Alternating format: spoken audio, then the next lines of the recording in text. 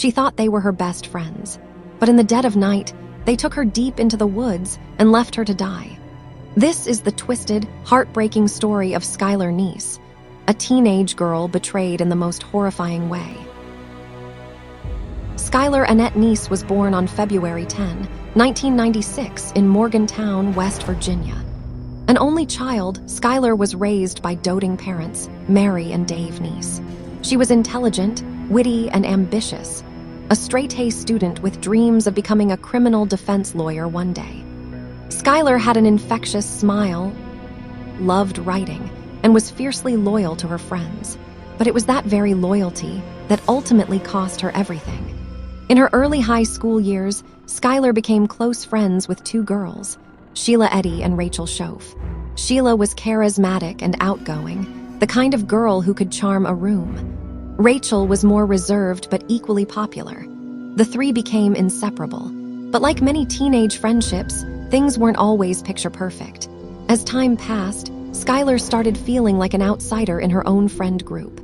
She noticed Sheila and Rachel becoming closer, sharing secrets, leaving her out, even mocking her online. Skylar, who had once considered them her sisters, began tweeting vague messages, hints of betrayal and loneliness. One of her final tweets read, "You doing shit like that is why I will never completely trust you." She was right not to. On the night of July 5, 2012, 16-year-old Skylar climbed out of her bedroom window just after midnight. Security footage captured her sneaking into a silver Toyota Camry parked nearby, the same car owned by Sheila Eddy. She was never seen alive again. Skylar's parents quickly realized something was wrong. She never returned home. She never showed up for work. Her phone was off, and she left behind her charger and belongings, things a teenage girl never willingly abandons. At first, police considered her a runaway, but her family knew better. Skylar was responsible. She had plans. She didn't take money. She didn't take clothes. And most importantly, she never would have left without saying goodbye. For months, her disappearance remained a mystery. Friends and family plastered missing posters everywhere.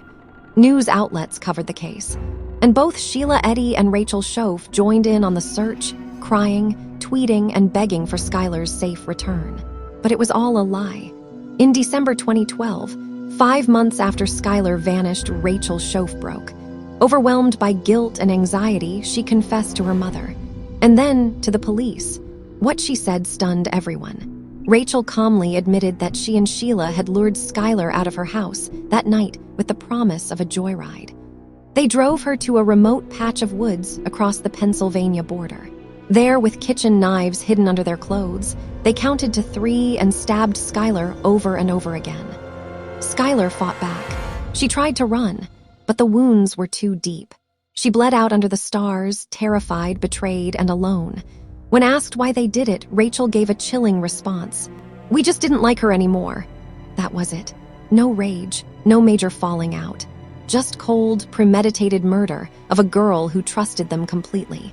After killing her, they tried to bury the body. But the ground was too hard. So they covered her with branches and dirt and drove away as if nothing happened.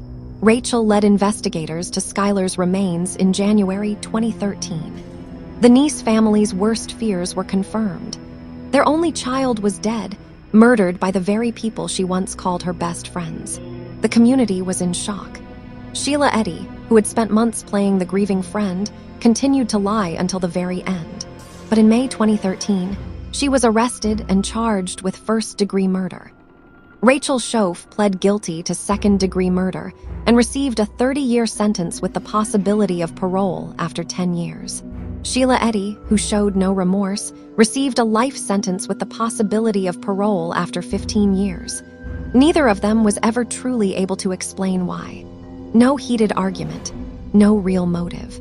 Just two teenage girls, bored, detached, and deadly, who decided that their friend was disposable.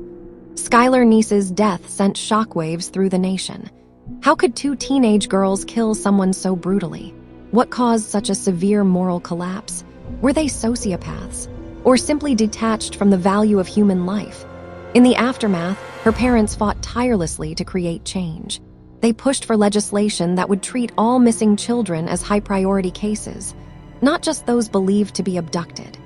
Their efforts led to Skylar's Law, passed in West Virginia in 2013, ensuring immediate public alerts when a child is missing. Today, Skylar's memory lives on in more than just headlines. She lives on in laws that protect others, in the voices of victims whose stories are now heard, and in the hearts of those who still mourn the girl who was smart, kind, and full of promise, stolen too soon by those she trusted most. Skylar's final moments were filled with fear and confusion, betrayed in the most unimaginable way. But her story remains a powerful reminder that darkness can exist even where we least expect it, that not all monsters wear masks. Sometimes they sit beside you in class. Sometimes they call you their best friend. Here at Twisted Truths, we honor Skylar's memory and the memories of all those who were silenced far too soon, because their truths deserve to be told. If Skylar's story touched you, please like, share, and subscribe to Twisted Truths. We uncover the darkest crimes, not for shock, but for justice. Some betrayals cut deeper than a knife. Remember Skylar Neese. Remember the truth.